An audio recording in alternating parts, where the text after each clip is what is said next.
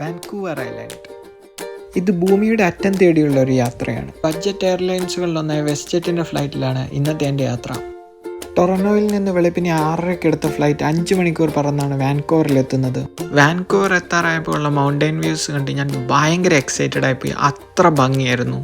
എൻ്റെ എക്സൈറ്റ്മെൻറ്റ് കണ്ട് അടുത്തിരുന്ന കനേഡിയൻ അമ്മച്ചി പറഞ്ഞു, മോനെ നീ വിൻഡോ സീറ്റിലിരുന്നോളാൻ. അതും കൂടെ കേട്ടപ്പോൾ ലോട്ടറി അടിച്ച ഫീലായിരുന്നു എൻ്റെ മോനെ. ബട്ട് ശരിക്കുമുള്ള എക്സൈറ്റ്മെൻറ്റ് അതിന് ശേഷമായിരുന്നു. വാൻകൂവറിൽ നിന്ന് വിക്ടോറിയയിലേക്കുള്ള 30 മിനിറ്റ് ഫ്ലൈറ്റ് യാത്ര എന്നെ ശരിക്കും അതിശയിപ്പിച്ചു.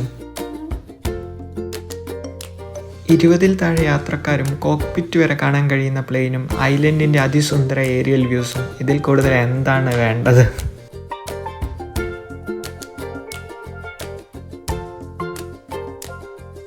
വിക്ടോറിയ സമയം 1 മണിയോടെ ഞാൻ അവിടെ ലാൻഡ് ചെയ്തു.